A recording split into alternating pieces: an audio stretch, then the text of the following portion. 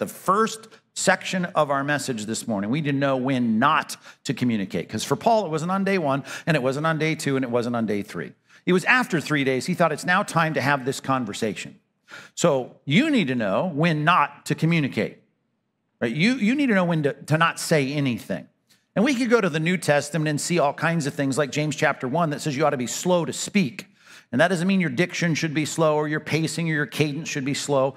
If so, I certainly wouldn't be your pastor. That's not what it means. It means that you should stop and pause before you speak. You should be slow to speak, quick to hear. I want to hear, but I'm going to be slow to start engaging in conversation.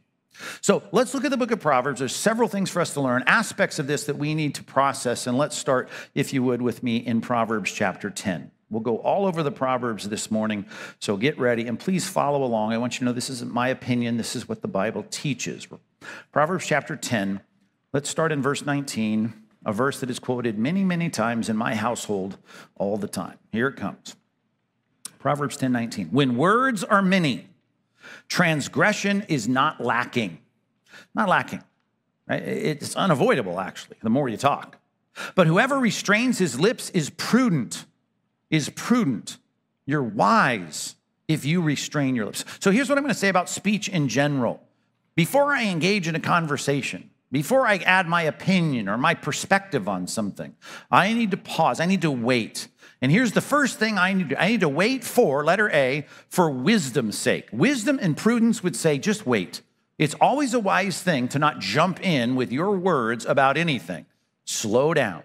Not in how you speak once you do speak, but before you speak, let's just let some time go by. And it may be in the midst of a conversation, maybe a minute, it may be 10 seconds, or it may be 3 days. But we need to sometimes pause and say, now's not the time for me to speak. Prudence, wisdom would say, I need to think about this before I talk. Right? Think before we speak. Listen and make sure we listen well before we speak. When I got a new bike years ago, I got flat tire after flat tire because I was riding it all the time. Right? I think now I get flat tires a lot less because I don't ride the bike that much. Right? That's just simple. That's how it works. The more you speak, the more you are prone to say things you shouldn't say. It's one of the reasons that it says in the discussion about our untamable mouth that people shouldn't aspire to be teachers. You shouldn't just like rush into wanting to be a teacher like me, because I get my words recorded all week long. Multiple hours of my talking, my jabbering, it gets recorded, people analyze it, and there's plenty of things I've said I shouldn't say because I talk all the time. I talk for a living. And so where words are abundant, when they're multiplied, when they're many, right, transgression's unavoidable. It's not lacking. It's going to happen. But if you'd restrain your words, you'd say less, or you wait to speak, you would do much, much better. Prudent. You should wait to speak and maybe pause and maybe say nothing for prudence sake, for wisdom's sake. Okay? As Proverbs 18:13 says, if one gives an answer before he hears, it is folly. It's a shame. And you know some people that don't wait at all. Matter of fact, some people don't wait for you to finish saying what you're saying before they're talking over you to say what they want to say. Anybody? You know how that works. It'd be great to get back to conversation where there's actually like a half a second pause between each person participating in the conversation. That wouldn't be bad. Let's make it a second. Let's make it 2. We need to be slow to speak. Okay, letter B, Proverbs 17. Go to Proverbs 17 with me. Proverbs 17. Drop down to verse 27, almost to the end of this chapter. Proverbs 17:27. Whoever restrains his words has knowledge, and he who has a cool spirit is a man of understanding. He who restrains his words has knowledge, and he who has a cool spirit is a man of understanding. Here's why we often speak too fast, because our spirit is feeling stuff. It gets wound up, it gets hot, it gets frustrated, it gets emotional. The connection between my emotions and my words, and you know this, there's a tight connection there. Just all of us, we feel something, we want to say something. We get angry, we want to say something, right? We get bitter, we get indignant, we want to say something. And the connection between our feelings and our words, we don't restrain them because we're feeling so much. And here what we need to understand is your emotions cannot dictate your words. I'll put it this way, letter B, under number 1, right? You need to wait for your emotions' sake, because your emotions cannot govern this. Your emotions cannot be the thing that drives it. Now, there are some things you may analyze after you wait and pause and think, is this prudent? Is this right? You say, yeah, it comports with my emotions, so I'm going to say that. But you cannot bypass your brain because you're feeling something and you just got to say it. So wait, Proverbs would say. Let's just have a cool spirit about things. And if your spirit isn't cool, let's just be quiet. There's a lot of conversation under one roof in a household that goes on. And what would be good is if you maybe took some time to take a walk around the block and cool your spirit off before you say anything. Don't say amen to that or elbow your spouse. But that would be a good principle for us all to live by. Just slow down. Maybe you should go and just chew on your pillow for a while in your room, by yourself, door closed, before you come out and say something in response to what got your spirit all hot and bothered, okay? Be careful. Don't let your emotions concern this and drive this. Verse 28, here's our third one, letter C. Even a fool who keeps silent is considered wise. And when he closes his lips, he's deemed intelligent. You're smart, right? You just nod in a boardroom in the middle of a difficult topic. They think, hey, he's tracking with us. Well, I don't understand what you're saying, right? I mean, this is a silly thing. And I'm not asking you to be deceptive here. But I am saying this, for your reputation's sake, letter C, wait. Just wait. For reputation's sake, you should wait. Because people that just blabber before they get a full concept of what we're talking about, they're immediately written off as a fool, right? Just be quiet. And you know what? Maybe your brain will catch up with the conversation. Many times I found that to be true. How many times I spent a lot of time in boardrooms? I'm on like 10 different boards all over the country. And I want to say things immediately because I hear something and sometimes my spirit's all tied in knots and I want to say something. And I think, no, slow down. Right? I'm not even sure I understand what they're saying. And it may take another 3, 5, 10, 15 sentences. And I start to say, now I get what they're saying.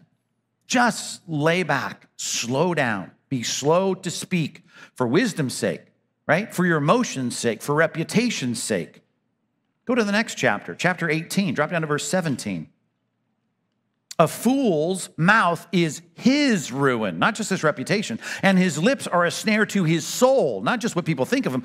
Seriously, he's in trouble. He ruins his own life. He gets caught in a snare because his mouth is just blabbering. So here's the deal. Letter D, you need to wait, if for nothing else, for your future's sake. You know how many people in this room have probably ruined their future because of things they've said in a meeting, in an interview, in a conversation, in a marriage, in a parenting situation? Be careful, slow down, stop, pause, listen, think, pray, and then you can respond. For your future's sake. No telling what damage your future could have because of unfiltered words that are just coming out of your mouth. Put your hand over your mouth and say, I got to wait for wisdom's sake, for emotion's sake, for reputation's sake, for my future's sake. One more, Proverbs 27:14. Proverbs 27:14. Look this passage up. Now, I know this is put in a humorous context, but I've got to think there may have been something even in conversations you've had this week that are based on this. Maybe Paul, for some reason, thought that this was the reason we should wait to the fourth day. Proverbs 27:14. Whoever blesses his neighbor with a loud voice, rising early in the morning, it'll be counted as a cursing. Now, if I called you every morning at 4:30 and said, hey, praise the Lord, get up, rise and shine, I'm praying for you today. That's a blessing, man. Coming from Pastor Mike, what a blessing. You're so blessed, Pastor Mike, calling you, saying good morning, praying for you. You'd count it as a curse, right? Except for a few of you insomniacs. Most of you would count that as a curse.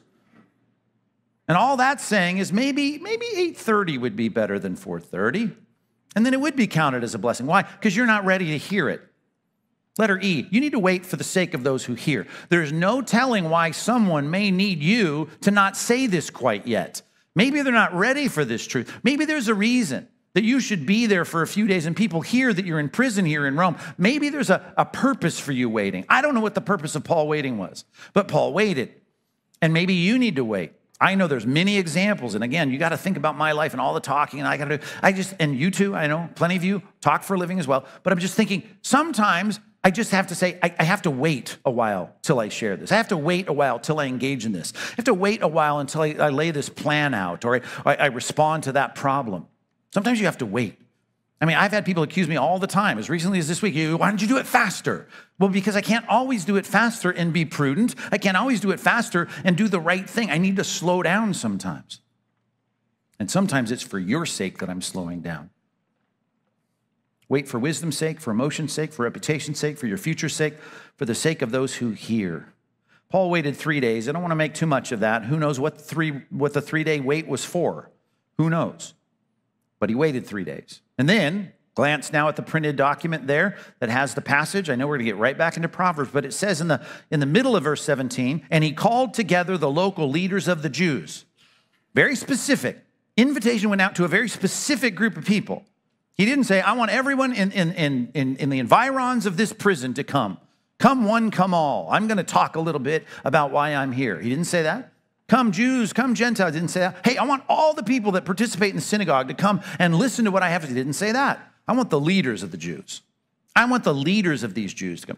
Paul was intelligent about who needed to be communicated to. It's a weirdly worded point, grammatically correct. And sometimes I know communication takes the word with, but I'm going to use this preposition to because it's all about you giving your words to other people. So let's put it this way. Number 2, you need to know to whom to communicate.